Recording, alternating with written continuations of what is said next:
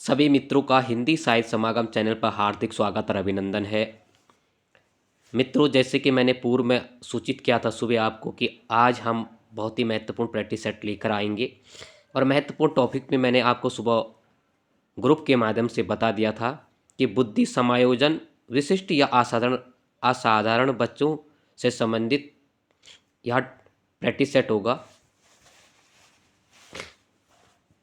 तो देखते हैं इन महत्वपूर्ण प्रश्नों को और पूरा वीडियो आप देखना, जिससे कि आपका एक आकलन एक विश्लेषण बेहतर रूप से हो सके। तो देखते हैं आज का पहला क्वेश्चन। थॉर्नडाइक एवं गैरेट ने बुद्धि के कौन सा प्रकार नहीं बताया? बुद्धि के जो प्रकार बताए थे वो थॉर्नडाइक एवं गैरेट ने बुद्धि के कौन से प्रकार नहीं बताए? मूर्त या ठोस बुद्धि, अमूर्त बुद्धि, विशिष्ट बुद्धि, सामाजिक बुद्धि। तो इसमें से कौन सा आंसर होगा? तो आपने अपना आकलन कर दिया होगा। तो इसमें से जो इसका सही आंसर होगा वह होगा सी, विशिष्ट बुद्धि नहीं होगा। बुद्धि के प्रकारों की जो एक सिद्धांत के आधार पर दिया था थॉर्नडाइक और गैरेट ने, तो उन्हें मूर्त बुद्धि, अमूर्त बुद्धि और सामाजिक बुद्धि, इन तीन बुद्धियों का उल्लेख दिया था। मूर्त बुद्धि मानसिक क्षमताओं के आधार पर ठोस वस्तुओं को महत्व समझता तथा उसका उपयोग विभिन्न परिस्थितियों में करने की क्षमता रखता है, जबकि अमूर्त बुद्धि चिंतन तथा मानसिक क्षमता से है, जिसमें व्यक्ति विभिन्न प्रकार के शाब्दिक गणितीय क्रियाएं, संकेत एवं चिन्हों के आधार पर समझता है। ठीक है। जबकि तीसरी बुद्धि है सामाजिक बुद्धि या सामान्य मानसिक क्षमताओं है, जिसके आधार पर व्यक्ति अन्य व्यक्तियों को समझता है। तो तीन प्रकार की बुद्धियों का, उसे समानता में दो प्रकार के ही बुद्धियों को बांटा जाता है। तो अलग अलग विचारकों का कथन भी आप देखिए कि किस प्रकार से बुद्धि के बारे में किसने क्या उल्लेख किया गया है। आगे हम परिभाषा देखेंगे और परिभाषा से पिछले वर्षों के पेपर प्रश्न पत्र को आपने आकलन, विश्लेषण और उठाकर देखा होगा। तो उसमें 5 से 6 तो सिद्धांत डायरेक्ट दिए गए थे और 5 से 6 उसमें परिभाषाएं थी। तो इस आधार पर आपको महत्वपूर्ण बुद्धि, विकास, समायोजन, सर्जनता, विभिन्न प्रकार से आपको इन परिभाषाओं को देखना होगा।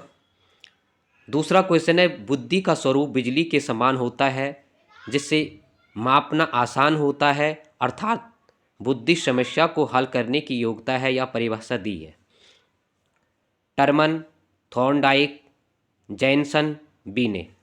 तो यह सिद्धांत किसका है? आपने आकलन कर दिया होगा।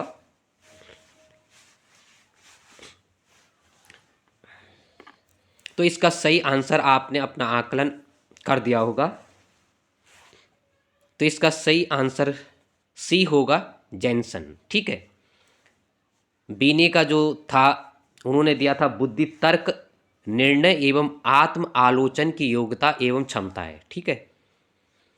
इस प्रकार से थॉर्नडाइक ने दिया था उत्तम क्रिया करने तथा नई परिस्थितियों के साथ समायोजन करने की योग्यता ही बुद्धि है। नई उत्तम क्रिया करना और नई परिस्थितियों में।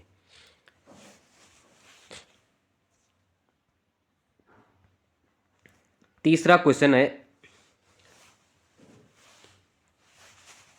गार्डनर ने 1983 में अपनी पुस्तक frames of mind the theory of multiple intelligence में बुद्धि के सिद्धांत को कितने आयामों या क्षेत्र में विभाजित किया? 1983 में उनकी पुस्तक आई थी, उसमें उन्होंने जो बुद्धि के सिद्धांत आप पढ़ते हैं तो उसमें उन्होंने कितनी प्रकार की बुद्धियों का उल्लेख किया था।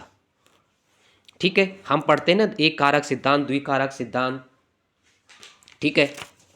तो ये कई बार ये पूछे जाते हैं, पिछले बार भी यहाँ से क्वेश्चन पूछा गया था।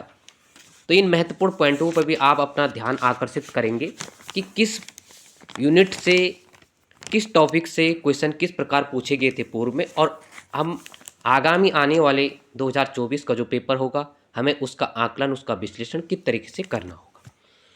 तो जो बुद्धियों का सिद्धांत था, बहुबुद्धि उनका सिद्धांत था ना। पिछले बार यहाँ से यूनिट जो है, यह क्वेश्चन जो है सुबह की पाली में पूछा गया था। 2 पालियों में पेपर हुआ था, कुछ सब्जेक्ट का प्रथम, कुछ सब्जेक्ट में दूसरा का। ठीक है, तो इसमें बहुबुद्धि सिद्धांत का जो सिद्धांत बहुखंड, बहुकारक और बहुबुद्धि सिद्धांत दिया था थॉर्नडाइक का, काफ़ी प्रसिद्ध था। और इसमें उन्होंने कितनी बुद्धियों को माना? 8, 9, 6, 7। तो आपने अपना आंकलन लगा दिया होगा। यह पुस्तक को भी आप जरूर अपने नोट्स में जरूर ऐड करें, क्योंकि इस प्रकार से क्वेश्चन रचनात्मक पूछे जाएंगे। एक क्वेश्चन से वो कई क्वेश्चन आपको बनाने होंगे, क्योंकि निश्चित तौर पर जैसे आपने कुछ दिन पूर्व यू सेट का दिया था, खैर यू सेट का लेवल बहुत हाई है। यहाँ पर हम एलटी का पेपर देंगे, फिर लेक्चरर का। तो कॉलेज और यूनिवर्सिटी के लिए तो मापदंड काफ़ी कड़े होंगे, परंतु एक समझ वहाँ से हमें विकसित होगी कि अब जो आधार होगा वो रचनात्मक होगा। तर्क शक्ति के आधार पर क्वेश्चन बनाए जाएंगे, जिसमें आपको क्रम लगाने के लिए कुछ चिंतन शक्ति, आपको चिंतन करना पड़ेगा प्रश्न पर। आप वो पूर्व के प्रश्न पत्रों के आधार पर डायरेक्ट क्वेश्चन नहीं दिया जा सकता है। और आप अगर नए क्वेश्चन आएंगे तो वहाँ पर आपको अपना सशक्त होकर आपको पढ़ाई करनी होगी और व्याख्यात्मक आपको जरूर देखना होगा। तो इसमें कौन सा आंसर सही होगा? 8, 9, 6 और 7। तो जरूर आपको कन्फ्यूजन होगा, लेकिन एक नई बात आपको इसमें मिली होगी कि पुस्तक का नाम आप जरूर नोट कर लेना।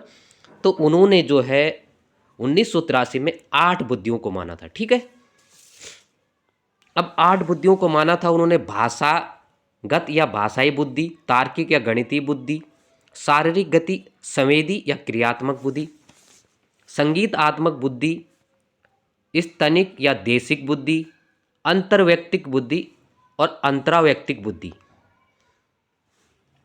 प्राकृतिक बुद्धि। अब देखो जो 8वां इसमें 7 ही क्वेश्चन, जब उन्होंने अपना सिद्धांत दिया था तो उसमें 7 बुद्धियों का उल्लेख किया था। लेकिन जो उनकी पुस्तक थी frames of mind the theory of multiple intelligence, तो उसमें उन्होंने प्राकृतिक बुद्धि को भी जोड़ दिया था, तब यह बुद्धियों की संख्या 8 हो गई थी। परंतु इसमें 8 ही बुद्धियों का उन्होंने उल्लेख किया है।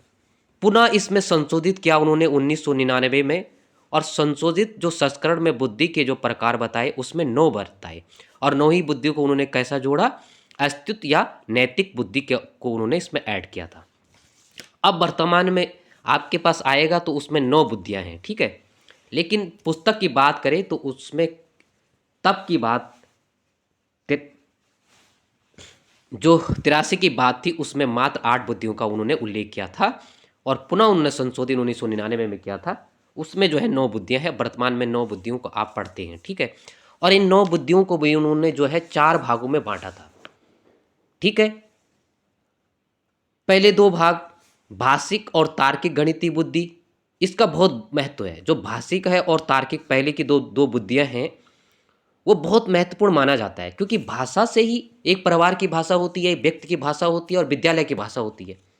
ठीक है, तो बिना भाषा का तो कोई कार्य हो ही नहीं सकता है। चाहे आप इंजीनियर बनो, आप टीचर बनो, शिक्षक बनो, आप किसी भी पद पर पहुंचते हो तो उसके लिए भाषा की आवश्यकता जरूरी होगी। फिर तार्किक और गणितीय शक्ति, तो पहला इन दोनों को उन्होंने ज़्यादा महत्व दिया और विद्यालय के लिए महत्वपूर्ण माना। दूसरे आधार पर उन्होंने दूसरी श्रेणियों में रखा अगले 3 बुद्धियों को, शारीरिक गतिक संवेदी या शारीरिक गतिक या संवेदी बुद्धि। कंफ्यूजन मत होना, 2 प्रकार से। मैंने कई बार कहा कि जो आज चलन चल रहा है वो गौणता का चल रहा है। गौण का मतलब क्या है? कोई प्रश्न प्रसिद्ध है, कोई भी क्वेश्चन, कोई भी पार्ट जिसको सामान्यतः सभी जानते हैं, लेकिन उसके जो महत्वपूर्ण अंग, महत्वपूर्ण विशेषता तो आप सभी जानते हैं, लेकिन उसके उपरांत जो महत्वपूर्ण अंग या विशेषताएं नहीं है, आपको उसको भी देखना, वही गौण है। जैसे आपने नियम पढ़े होंगे ना। ठीक है, तो इस तरीके से आपको, चाहे आपके पास बुक हो, चाहे आपके पास नोट्स हो, अब वो ज़माना चला गया कि आप रात दिन यूट्यूब पर पढ़ो या प्रैक्टिस सेट लगाओ। तो आपको थोड़ा अपने को बदलना होगा, चेंज करना होगा। दूसरे आधार पर उन्होंने 3 बुद्धियों को रखा, शारीरिक बुद्धि, संगीतात्मकता और स्थानिक, ठीक है। और तीसरे वर्ग में उन्होंने रखा अंतर व्यक्तिक और अंताव्यक्तिक। और चौथी श्रेणी में उन्होंने जो बुद्धियों को रखा था वह दो प्रकार के रखा था, पर्यावरण और अस्तित्ववादी, जिसका उल्लेख हमने किया। तो इन 9 बुद्धियों को उन्होंने 4 श्रेणियों में बांटा। आ सकता है क्वेश्चन, ठीक है, लेकिन आपके जहन में थोड़ा सा भी कहीं पर आएगा तो आप अपना मूल्यांकन, अपना तर्क शक्ति का तभी प्रयोग कर सकते हैं जब आपने थोड़ा सुना होगा, देखा होगा, उसके बारे में आपका चिंतन शक्ति कहीं पर बड़ी होगी, तभी आप आकलन कर सकते हैं। आकलन और मूल्यांकन तभी होता है, तर्क शक्ति का प्रयोग तभी होता है जब आपने कोई भी क्वेश्चन के बारे में, कोई भी महत्वपूर्ण पार्ट के बारे में, टॉपिक के बारे में पढ़ा होगा। आगे हम देखते हैं चौथा क्वेश्चन। संवेगात्मक भावात्मक बुद्धि पद का प्रयोग सर्वप्रथम 1990 में किसने किया? बी ने, पीटर, टर्मन, गोलमैन। ठीक है, काफ़ी कंफ्यूजन होगा लेकिन इसका स्पष्टीकरण करूंगा क्योंकि इससे पूर्व मैंने इस क्वेश्चन को भी किया था प्रैक्टिस सेट में। तो आपने अपना आकलन मूल्यांकन कर दिया होगा, तो इसका सही आंसर क्या होगा? संवेगात्मक बुद्धि, संवेगात्मक बुद्धि या भावात्मक बुद्धि। ठीक है, भाव तो संवेग होता है ना, जो हमारे संवेग होते हैं वही तो भाव होते हैं। संवेगों पर प्रकार आपने पढ़ा होगा, तो चौथे का क्या होगा? पीटर होगा। अब आपने कई बार देखा होगा कि संवेगात्मक बुद्धि का जो सिद्धांत दिया था वो किसने दिया था? गोलमैन ने दिया था। अब इसके बारे में थोड़ा स्पष्टीकरण करेंगे, इसका विश्लेषण करेंगे। देखो, 90 की बात है तो जो शब्द दिया था वो दिया था पीटर सेललोवी ने दिया था और जॉन मेयर ने दिया था। ठीक है, पीटर सेललोवी और जॉन मेयर ने दिया था, लेकिन इसको प्रसिद्धि तब मिली जब डैनियल गोलमैन की पुस्तक आई भावात्मक संवेगात्मक बुद्धि, तो तब इसको विश्व में प्रचारित किया गया, इसका ज़्यादा प्रसिद्धि मिली। ठीक है, तो इनका संबंध भी कई बार हम जब सिद्धांत देखते हैं तो सिद्धांत हम इसी आधार पर देखते हैं कि गोलमैन ने यह सिद्धांत दिया, लेकिन इस चीज़ को भी, इसका दूसरा फैक्ट या दूसरा पहलू भी आप जरूर नज़र मारेंगे। यही चिंतन शक्ति होती। आपने एक ही रटा रटाया अगर क्वेश्चन पढ़ा, उसके दूसरे पहलू पर आपकी नज़र नहीं गई, तो निश्चित तौर पर परीक्षा में यही होता है, यही असामंजस्य की स्थिति होती है, कन्फ्यूजन की स्थिति यहीं पर होती है कि हमें जो आता है, हमें हमारा ध्यान वहीं ज़्यादा जाता है, चाहे वो क्वेश्चन का उत्तर सही हो ना हो, हमारे पहली दृश्य में वही क्वेश्चन पर हम टिक लगाते हैं। तो दूसरा पहलू भी जरूर देखें। तो इन्होंने क्या किया था, अब आपको भूलेंगे नहीं, पीटर और मेयर ने शब्द का प्रयोग किया था। ठीक है, पहले, और जो भावात्मक संवेगात्मक बुद्धि है, इसको प्रसिद्धि विश्व में, इसका प्रसारण, इसकी विख्याति तब मिली जब गोलमैन ने एक पुस्तक लिखी गई थी। तो तीनों का संबंध किससे है? संवेगात्मक बुद्धि के 3 मॉडल हैं, काफ़ी प्रसिद्ध हैं, क्षमता मॉडल, विशेष मॉडल और मिश्रित मॉडल। ठीक है, तो इन पॉइंटों को भी आप भूलेंगे नहीं। एक क्वेश्चन से हमारे 2-4 क्वेश्चन बनेंगे, थोड़ा समय जरूर लगेगा, लेकिन जब आपका चिंतन ही नहीं होगा तो प्रैक्टिस सेट तो आप स्वयं भी लगा सकते हैं। हजारों बुकें हैं, हजारों यूट्यूब चैनल पर, व्हाट्सएप पर आपको मिल जाते हैं, लेकिन आपकी दृश्य और श्रव्य शक्ति अगर एक साथ कार्य करती है तो वहाँ पर आपका विश्लेषण, आकलन, तर्क शक्ति का ज़्यादा प्रयोग होता है। आगे हम क्वेश्चन देखते हैं, इसमें 5वां नंबर का क्वेश्चन।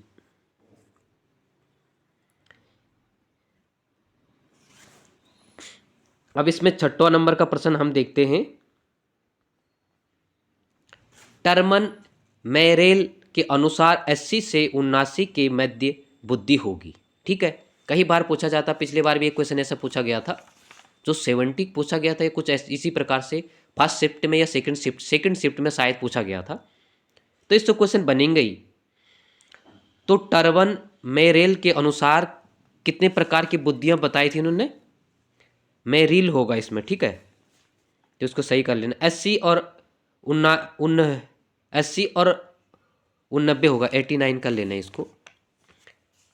80 से 89 के बीच में जो बुद्धि होगी वो कौन सी होगी? औसत बुद्धि, मंद बुद्धि, मूर्ख बुद्धि या उत्कृष्ट बुद्धि? तो इसका सही आंसर क्या होगा? इसका सही आंसर होगा बी यानी मंदबुद्धि। ठीक है, पहली जो बुद्धि आएगी। अब देखो कथन हमेशा देख लेना कि अलग अलग प्रकार से अलग अलग जो है मनोवैज्ञानिकों ने अलग अलग आधार माना है। तो इसमें जो टर्मन ने इसका वर्गीकरण किया था आईक्यू का, बुद्धि लब्धि का, तो उसमें 7 वर्गों में उन्होंने बांटा था बुद्धि को। ठीक है, लेकिन फिर टर्मन और मेरिल ने के अनुसार टर्मन ने मेरिल के साथ फिर इसमें कुछ संशोधन किया था और फिर बुद्धि के 9 प्रकार बताए 1937 में। ठीक है, वर्तमान में हमें 9 प्रकार की बुद्धियों का ही उल्लेख मिलता है। जैसे 140 से ऊपर प्रतिभाशाली प्रकार का बालक की बुद्धि होती है, 120 से 139 तक अति उत्कृष्ट बालक, 110 से 119 तक उत्कृष्ट बालक, 90 से 109 औसत या सामान्य बालक, और 80 से 79 मंद बुद्धि, 70 से 79 सीमावर्ती या मंद बुद्धि।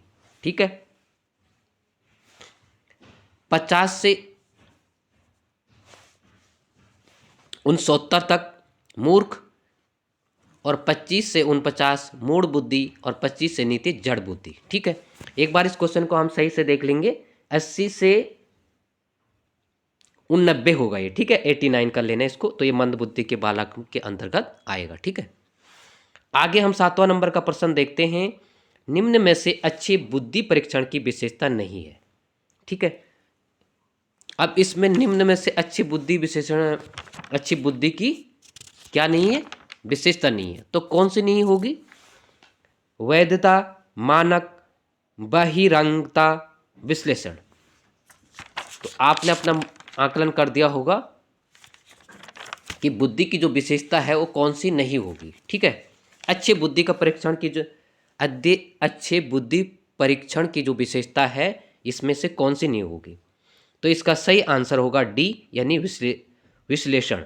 ठीक है, अच्छी बुद्धि की कौन सी है? वैधता और प्रमाणिकता, विश्वसनीयता। ठीक है, वैधता होनी चाहिए, विश्वसनीयता। जिस प्रकार हम सतत और व्यापार मूल्यांकन में पढ़ते हैं कि कौन सी विशेषता होनी चाहिए, इसी प्रकार इसमें भी है विश्वसनीयता। वस्तुनिष्ठ को ही बहिरंग कहते हैं।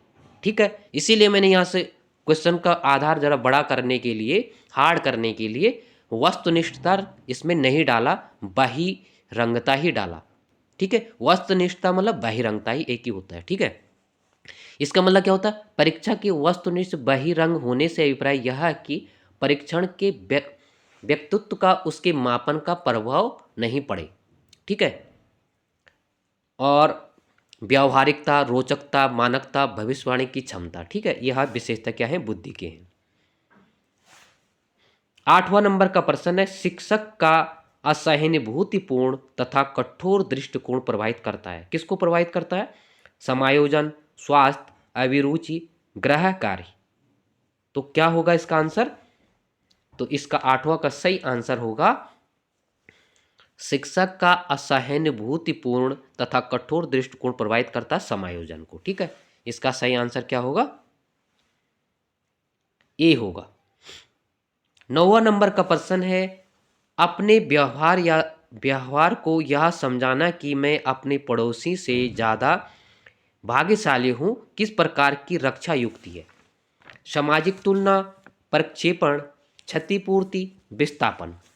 तो किस प्रकार के उसमें आएगा ये रक्षा युक्ति? आपके पास 2 रक्षा युक्ति है समायोजन के अंतर्गत। ठीक है, एक प्रत्यक्ष है, ये अप्रत्यक्ष है। अब पहले भी मैंने इसके बारे में एक वीडियो पूरा 1 घंटे की क्लास चलाई, उसके बाद मैंने एक प्रैक्टिस सेट इसमें करा चुका हूँ मैं। क्योंकि समायोजन से पिछली बार दोनों शिफ्ट में 1 से 2 क्वेश्चन पूछे गए थे, लगभग 2 क्वेश्चन पूछे गए थे। ठीक है, तो इसमें 2 प्रकार की रक्षा युक्ति है। एक प्रत्यक्ष समस्या समाधान विधि है और दूसरा अप्रत्यक्ष बचाव विधि है। ठीक है, प्रत्यक्ष में 4 महत्वपूर्ण पॉइंट आएंगे: बाधा को नष्ट करना, कार्य विधि में परिवर्तन करना, लक्ष्य का प्रतिस्थापन करना, और तो आपने इसका आंसर लगा लिया होगा। तो इसमें क्या होगा? रक्षा युक्ति कौन सी नहीं है? तो इसका क्या होगा? तो इसका सही आंसर होगा 9 का बी यानी प्रक्षेपण। ठीक है, तो मैंने कहा था कि प्रत्यक्ष विधि के अंदर अगर जो है 4 महत्वपूर्ण पॉइंट आएंगे आपके। बाधा को नष्ट करना, कार्य की विधि में परिवर्तन, लक्ष्य का प्रतिस्थापना और विशेषण एवं निर्णय। जबकि अप्रत्यक्ष विधि में बहुत से 26 से 27 हैं, जैसे क्षतिपूर्ति, प्रक्षेपण, विस्थापन, दमन, तादात्मीकरण। तादात्मीकरण पिछली बार शिफ्ट 2 में पूछा गया था। क्षतिपूर्ति, प्रतिगमन, उदात्तीकरण, समन, प्रतिक्रिया, इनकार, इस प्रकार से हैं। ठीक है, अब देखो यहाँ पर प्रक्षेपण क्या होता है। देखो, प्रक्षेपण का सर्वप्रथम जो प्रयोग किया था फ्राइड ने किया था। ठीक है, इस रक्षा तंत्र का जो है फ्राइड ने किया था। व्यक्ति द्वारा अपनी कमजोरी को अचेतन रूप से किसी दूसरे को आरोपित कर देता है। ठीक है, मेरी कमजोरी है, जैसे मैंने क्रिकेट खेला, कोई मैच हार जाते हैं तो मैं अपने खिलाड़ी को दोष देता हूँ। ठीक है, जैसे नाच न जाने आंगन टेढ़ा, अगर मुझे नाचना नहीं आता, ठीक है, तो मैं दोष दूंगा कि आंगन टेढ़ा है इसलिए अच्छा सा नृत्य नहीं हो रहा है।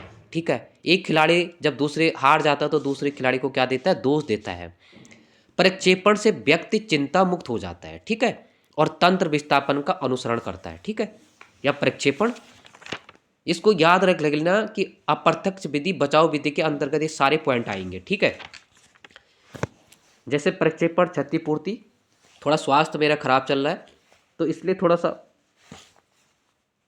तो इस प्रकार से आप दोनों को देख लेना।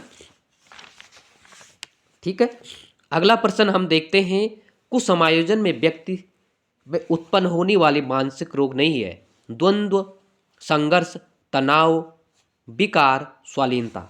तो क्या होगा, यह भी समायोजन के अंतर्गत है। कंफ्यूजन नहीं होंगे आप लोग कि यह क्वेश्चन कहाँ से आ गया, और महत्वपूर्ण है। कुसमायोजन के व्यक्ति पर उत्पन्न होने वाले कारक बहुत महत्वपूर्ण, बहुत बार पूछा जाता है। निश्चित तौर पर इस बार पूछा जाएगा 2024 में। पिछली बार तो पूछा नहीं गया था, पिछली बार अप्रत्यक्ष विधि से पूछा गया था।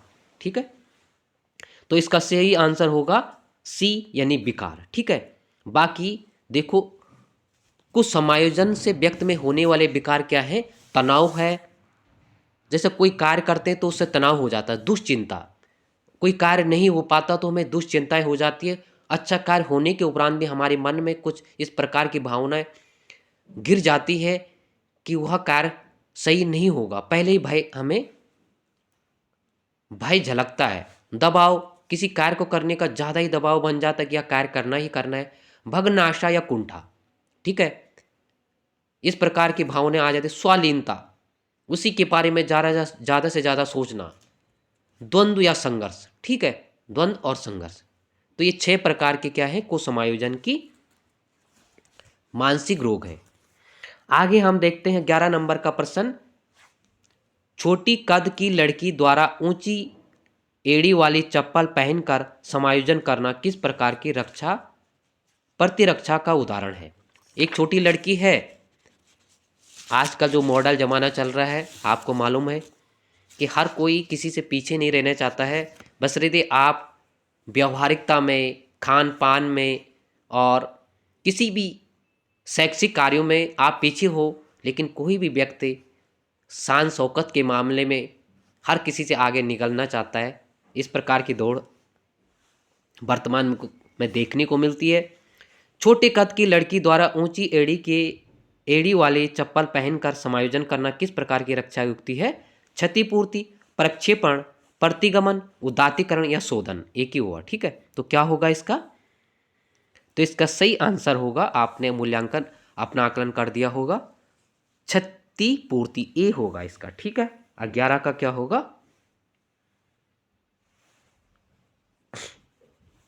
क्षतिपूर्ति ए होगा इसका। ठीक है, अब ए क्यों होगा, देखो अक्सर क्या होता है कि अब एक क्षतिपूर्ति क्या होता है, अभी प्रक्षेपण के बारे में हमने पढ़ा कि हम अपने कार्य कमजोरी को, प्रक्षेपण भूलना बहुत ही महत्वपूर्ण है। प्रक्षेपण, विस्थापन, दमन और प्रतिगमन। ठीक है, तदात्मीकरण पिछली बार पूछा गया था, तो उस फैक्ट पर अपनी नजर जरूर दौड़ाना जिस फैक्ट से क्वेश्चन नहीं पूछा गया है। अभी हमने प्रक्षेपण के बारे में चर्चा की थी कि व्यक्ति अपनी कमजोरी को निकालने के लिए दूसरों को दोष मढ़ता है। नाच न जाने नाच न जाने आंगन टेढ़ा, एक खिलाड़ी दूसरे खिलाड़ी को दोष दे देता है। कई प्रकार से आप एग्जाम्पल दे सकते हैं। अब ये क्या होता है, क्षतिपूर्ति। व्यक्ति जीवन में एक कार्य की कमी को जीवन में दूसरे क्षेत्र में पूरा कर देता है। ठीक है, अब लड़की छोटी थी लेकिन ऊंचे ऊंचे सैंडल पहने, लड़के का कद थोड़ा बढ़ गया, बशर्ते वो अकृत्रिम है। ठीक है, उसका कोई मैं तो नहीं है, लेकिन कुछ तो परिवर्तन हुआ। दूसरा एग्जाम्पल, पढ़ाई में कोई असफल है, वो खेल में आगे बढ़ता है, तो वहां पर उसकी प्रतिशत क्षमताओं का आकलन आगे बढ़ जाता है। जहां उसको निराशा थी पढ़ाई में, वहां उसको आशा हो गई किसमें, खेल कूद में। ठीक है, यह क्या हुआ, क्षतिपूर्ति। मतलब कहीं पर क्षति यानी कम हो गया तो आगे वह बढ़ गया, दूसरे उसमें आगे बढ़ गया। ठीक है, इस पॉइंट को क्षतिपूर्ति से उसकी शब्द, देखो शब्द के अंदर जाओगे, शब्द का जो है अनुवाद करोगे तो आपको खुद ही थोड़ा बहुत 50-50% उसी शब्द से आपको कुछ ना कुछ अंश मिल जाएगा। और विशेषकर साहित्य वालों को इस प्रकार के शब्दों का अर्थ तो मालूम होना ही चाहिए। 12वां नंबर का प्रश्न है, विशिष्ट या असाधारण बच्चों का कौन सा प्रकार नहीं है। शारीरिक रूप से विकलांग बालक, बौद्धिक और मानसिक रूप से असाधारण बालक, सीखने की दृश्य पिछड़े बालक, पिछड़े हो गए यहाँ पर बालक, और बुद्धिहीन बालक। ठीक है, अब देखो हमने सृजनशीलता जो पढ़ते हैं, सृजनशीलता आप देखते हैं कि जो 27 महत्वपूर्ण बिंदु आपके पाठ्यक्रम में लगे हुए हैं, उन 27 बिंदुओं में आपके पास जो है सृजनशीलता नहीं है। लेकिन सृजनशीलता किसके अंतर्गत आता है, विशिष्ट बालक, या किसके अंतर्गत आएगा, विशिष्ट बालक के अंतर्गत आएगा। ठीक है, या असाधारण बालक के अंतर्गत यह आएगा। ठीक है, आपके सिलेबस में यह लगा हुआ है, तो आप इस पॉइंट को नोट रखेंगे। ठीक है, अब देखते हैं कि यह इसमें से कौन सा होगा, तो इसका आंसर होगा डी। ठीक है, इसका आंसर क्या होगा, डी होगा इसमें। ठीक है, अब इसका आंसर डी होगा, तो हमें दिखना है कि विशिष्ट बालक उसमें लिखा है, या असाधारण बालक भी वही होता है जो विशिष्ट बालक होता है। असाधारण का मतलब बिल्कुल भी यह नहीं सोचे कि वह मंद बुद्धि का बालक होगा, दृष्ट दोष का बालक होगा, श्रव्य दोष का, वाणी का, अस्थिक का दोष का होगा। उसमें 3 बातें आएंगी, प्रतिभा बालक भी विशिष्ट बालक में आएगा, मानसिक मंद बुद्धि का बालक भी उसी में आएगा, और सृजनशील बालक भी आएगा। तीसरा पॉइंट जो सृजनशील लगा हुआ है, तो उसी का आधार है कि हमारे पास सृजनशीलता के बारे में पूछा गया जाता है। पिछली बार मेहंदी बाकर के सिद्धांत अशाब्दिक शाब्दिक पूछा गया था कुछ इस प्रकार से। ठीक है, तो विशिष्ट बालकों के 5 प्रकार हैं, मानसिक रूप से विशिष्ट बालक, सामाजिक रूप से विशिष्ट बालक, शैक्षिक रूप से विशिष्ट बालक, शारीरिक रूप से विशिष्ट बालक, और भावात्मक बालक। इसके अंतर्गत भी टॉपिक लगे हुए हैं, महत्वपूर्ण कुछ बिंदु लगे हैं। अगला हम 13 नंबर के प्रश्न को देखते हैं, सृजनशीलता के बारे में। सृजनात्मकता अंतर्दृष्टि की चमक, क्षणिक चमक के समान है। यह परिभाषा किस मनोवैज्ञानिक ने दी है, आशुवेल, मैस्लो, बैरन, गिलफोर्ड। तो यह सिद्धांत किसका है 13वां नंबर का, तो यह सिद्धांत है बी, मैस्लो। ठीक है, यह सिद्धांत किसका है, मैस्लो का है। उनने क्या कहा था, सृजनात्मक अंतर्दृष्टि की क्षणिक चमक, क्षणिक मतलब क्षण मतलब थोड़ा सा कम मात्रा में के समान है। आगे महत्वपूर्ण प्रश्न है, रचनात्मक सृजनात्मक अवस्थाओं का सही क्रम, काफी महत्वपूर्ण है। ठीक है, रचनात्मक सृजनात्मक ये 5 अवस्थाएं होती हैं, काफी महत्वपूर्ण है। ठीक है, तो इसमें से कौन सा जो है क्रम सही होगा, इस प्रकार से क्वेश्चन निश्चित तौर पर बनेंगे। और जैसे सब्जेक्ट में 1-2 क्वेश्चन तो बनते ही हैं, पिछले बार भी शायद में पाठ योजना से पूछा गया था क्रम लगाने के लिए। जिस प्रकार अभी नेट जीआरएफ में होता कि 100 में से 90 क्वेश्चन इसी प्रकार के क्रम में बने रहते हैं, कोई भी क्वेश्चन डायरेक्ट नहीं पूछा जाता है।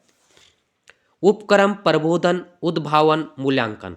दूसरा उपक्रम, उद्भावन, प्रबोधन, मूल्यांकन। तीसरा है उपक्रम, उद्बोधन, मूल्यांकन, प्रबोधन। चौथा है प्रबोधन, उद्भावन, उपक्रम और मूल्यांकन। तो इसका सही आंसर क्या होगा?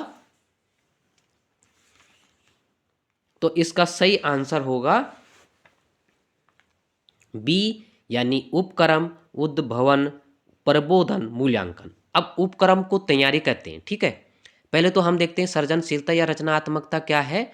इसका जो सिद्धांत, इस पर जो 5 अवस्थाएं बताई थी वो पैट्रिक, कोफर और जेम्स टेलर ने, इन तीनों ने, इन नाम मत भूलना, पैट्रिक, कोफर और जेम्स टेलर ने 1912 में रचनात्मक की 5 अवस्थाएं बताई थी। नेट का काफ़ी फेवरेट क्वेश्चन है, आपने देखा होगा 2022-23 में नेट में 2022 में एक क्वेश्चन पूछा गया था, और फर्स्ट पेपर की बात कर रहा हूँ मैं, ठीक है, हिंदी सब्जेक्ट की बात नहीं कर रहा हूँ। तो यह पूछा गया था, वहाँ पर पूछा गया था, और कई प्रैक्टिस सेट में आपने देखा कि नेट के कुछ क्वेश्चन भी लगे हुए हैं। तो आप अर्जित कहीं से भी कर सकते हो, आपकी पर अर्जित करने की क्षमता होनी चाहिए। तो पहला होता है तैयारी या उपक्रम, ठीक है। दूसरा होता है उद्भावन, जिसको ऊष्मायान भी कहते हैं, ऊष्मायान भी कहते हैं। तीसरा होता अंतर्दृष्टि, जिसको प्रबोधन भी कहते हैं या उत्तेजना भी कहते हैं। और चौथा है क्रम में मूल्यांकन, जिसको प्रमाणीकरण भी कहते हैं। और लास्ट में क्रियान्वयन है, ठीक है। इन पांचों को आप भूलेंगे नहीं, क्रम आ सकता है काफी महत्वपूर्ण सृजनशीलता के बारे में। आगे हम देखते हैं बाकर मेहंदी ने सृजनात्मक चिंतन परीक्षण में के कितने उप परीक्षण बताए। अब यह क्वेश्चन पिछले बार पूछा गया था। अब यहां से थोड़ा एक शब्द मिस्टेक होगी मेरे से, यहां पर आप कर देंगे बाकर मेहंदी सृजनात्मक चिंतन परीक्षण के अशाब्दिक परीक्षण के उपभेद कितने बताए, ठीक है। उप परीक्षण के कितने भेद, शाब्दिक नहीं अशाब्दिक। अब पिछले बार ये पूछा गया था, शिफ्ट 2 में ऐसा ही क्वेश्चन पूछा गया था। आपकी स्मृति मैंने जगा दी है, अब आप जगे ना जगे। 5, 4, 3, 6, ठीक है। तो कितना होगा इसका? तो इसका सही आंसर होगा कि बाकर मेहंदी ने, मेहदी ने या मेहंदी का हो गया, मेहदी ने जो है अशाब्दिक परीक्षण के जो है 3 भाग बताए थे। अब कंफ्यूजन हो गया होगा।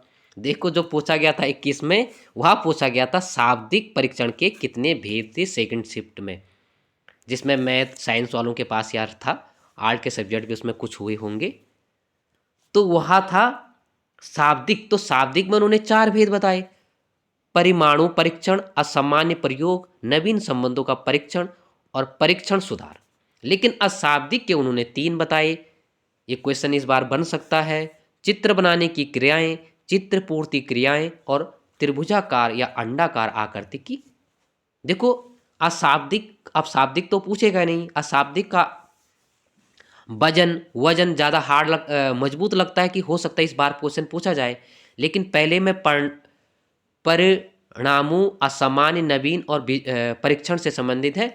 दूसरे में अगर पूछा जाए कि इसमें से कौन सा नहीं है, अब तर्कशीलता के आधार पर देगा, तो आप चित्र को मत भूलना, चित्र बनाना, चित्र की पूर्ति करना, त्रिभुजाकार की आकृति, ठीक है। देखो सृजनशीलता में 3 भारतीय मनोवैज्ञानिकों ने काम किया। एक किया बाकर मेहदी, दूसरा किया था पासी ने। पासी के परीक्षण के 6 सिद्धांत हैं, काफ़ी फेवरेट है, प्रसिद्ध है, ठीक है। तो इनको आप मत भूलना। आगे महत्वपूर्ण क्वेश्चन है 16 नंबर का, डिस्ग्राफिया के लक्षण नहीं है। तो डिस्ग्राफिया के लक्षण कौन से नहीं है? डिस्ग्राफिया के लक्षण नहीं है अपूर्ण अक्षर या शब्द लिखना, लेखन सामग्री पर कमजोर पकड़, व्याकरण तथा वर्तनी संबंधी त्रुटियां, अक्षरों और ध्वनियों को सीखने में परेशानी। तो निम्न में से कौन सा लक्षण नहीं होगा? तो इसका सही आंसर होगा, आपने अपना आकलन कर दिया होगा, तो इसका सही आंसर होगा डी, अक्षरों ध्वनियों को सीखने में परेशानी, ठीक है। यह जो है डिसलेक्सिया के लक्षण है। अब ये चलन तो पूछा ही जाता है कि पढ़ने से संबंधित जो विकार होता है वो क्या होता है? डिसलेक्सिया होता है। लेखन से संबंधित डिस्ग्राफिया होता है। गणितीय कौशल के लिए डिस्कलकुलिया होता है, और वाक क्षमता के लिए डिस्फेजिया होता है। और इसी प्रकार के 4-5 तो हैं ही, लेकिन अंदर से भी पूछा जा सकता है। ठीक है, तो आप इस पॉइंट को मत भूलना। डिस्ग्राफिया, ठीक है, डिस्ग्राफिया के जो लक्षण हैं वो क्या क्या हैं? अपूर्ण अक्षर हैं, लेखन सामग्री कमजोर पकड़, व्याकरण वर्तनी संबंधी त्रुटियां, वर्णों का आकार, लिखते समय तेज आवाज बोलना, पूर्व में लिखे हुए शब्दों की पंक्तियों को कठिनाइयाँ। ठीक है, इसी प्रकार से डिसलेक्सिया के भी हैं। ठीक है, तो एक समय अगर कोई हार्ड क्वेश्चन आ जाता है तो निश्चित तौर पर आप लोग अगर वीडियो देख रहे होंगे तो आपकी क्षमताओं का भी मूल्यांकन होगा, आप अपने दृष्टि में कुछ बदलाव करेंगे। इस प्रकार के क्वेश्चनों पर आपकी दृष्टि जाती है तो आपका मूल्यांकन, आप अपने नोट्स को भी उसमें बदलाव परिवर्तन करेंगे। 17 नंबर का प्रश्न है, शिक्षक के समायोजन को बढ़ावा देने हेतु सुझाव नहीं है। अध्यापक को सम्मान देना, अध्यापकों में संतोष आत्मबल जागृत करना, अध्यापक सामाजिक परिस्थितियों का सामना ना करना, अध्यापक प्रशासक में तालमेल बनाए रखना। ठीक है, तो इसका सही आंसर आपने पकड़ दिया होगा, सी आंसर होगा ना करना। होना चाहिए, सामाजिक अध्यापक परिस्थितियों के अनुसार होना चाहिए। 18 नंबर का प्रश्न है, प्रतिभाशाली बालक का समायोजन असामान्य बालक से अच्छा होता है जब एक प्रतिभाशाली बालक संवेदनशील या नर्वस होता है। या कथन किस मनोविचारक का है? Terman, Crow and Crow, CP Good, Paul Torrance. तो यह 18 नंबर का आंसर क्या होगा? तो इसका सही आंसर होगा टर्मन। ठीक है, टर्मन का क्या कथन था? बहुत महत्वपूर्ण है, प्रतिभाशाली बालक से संबंधित। प्रतिभाशाली बालक का समायोजन असामान्य बालक के समान होता है जबकि प्रतिभाशाली बालक संवेदनशील या नर्वस होता है। ठीक है, 19 नंबर का प्रश्न है, समायोजन का अप्रत्यक्ष बचाव विधि नहीं है। देखो, इससे पूर्व मैंने कहा था ना, अभी दमन, समन, प्रक्षेपण, प्रतिवेदन, तदात्मीकरण, ये 10-12 नाम तो आपको रटे रुटे होने ही चाहिए। ठीक है, अभी मैंने बताया था एक प्रत्यक्ष विधि आती है और अप्रत्यक्ष विधि आती है, और अप्रत्यक्ष विधि को तो आपने भूलना ही नहीं है, जिसमें दमन है ना, समन है, दमन है, प्रक्षेपण है, प्रतिगमन है।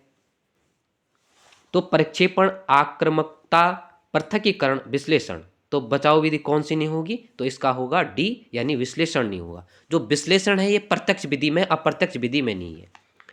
अभी स्टार्टिंग में मैंने इसमें बताया था 4 मिनट 5 मिनट पहले कि प्रत्यक्ष विधि या समस्या समाधान विधि भी कहते हैं।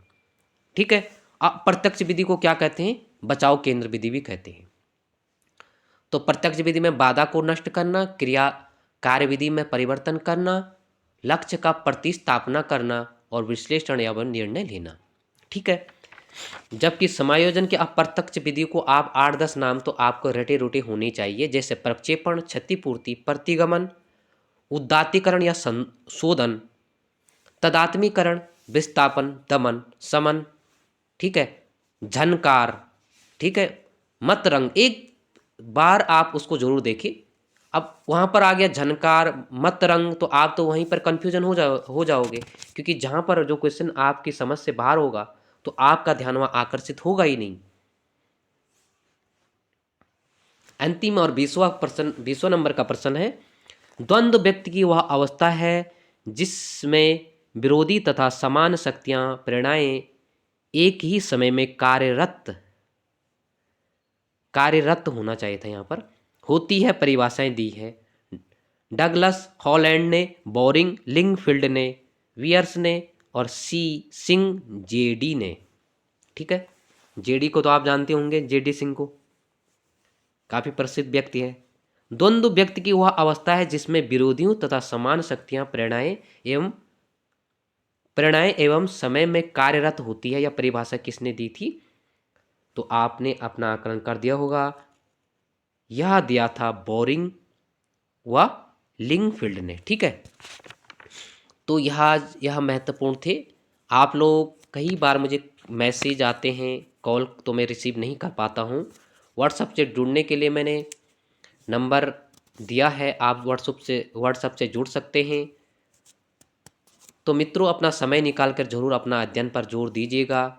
एक महत्वपूर्ण बात मैं बताना चाहूँगा, बाकी सभी समझदार हैं, जिसने बीएड किया होगा, एमए पीजी किया होगा, और जो व्यक्ति एलटी लेक्चरर, नेट, जीआरएफ या अन्य यूनिवर्सिटी कॉलेजों के लिए महत्वपूर्ण एग्ज़ाम, जीडीएस के लिए एग्ज़ाम दे रहे होंगे, तो उन्हें समझाने की इतनी आवश्यकता भी नहीं है। लेकिन एक सही दिशा आपको पकड़नी है। नकारात्मक व्यक्तियों से दूर रहेगा, दोस्तों से दूर रहेगा, फ़ोन का इस्तेमाल बहुत कम कीजिएगा। आज सबसे बड़ी बीमारी होगी फ़ोन की, ठीक है। हम पढ़ते कम है, फ़ोन की तरफ हमारा ध्यान ज़्यादा जाता है, मोबाइल की ओर हमारा ध्यान ज़्यादा हो। आप अगर 2 घंटे के लिए अगर साइलेंट कर देते हो तो उसमें कोई पार्ट टूटने वाला नहीं है। 6 घंटे के लिए आप अपना साइलेंट मोड पर रखते हो तो उस पार्ट टूटने वाला नहीं है। उन व्यक्तियों से, उन दोस्तों से घूमना फिरना, नाचना गाना, सारा जीवन आपके पास पड़ा हुआ है। आप अतिरिक्त समय में यह कार्य कर सकते हैं, लेकिन 1-2 महीने का समय आप अपना एकांत में निकालने का सोचें।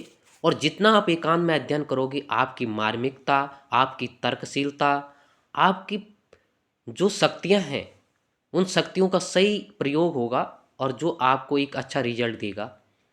आप अपने को लिप्त कीजिएगा अध्ययन में, ठीक है।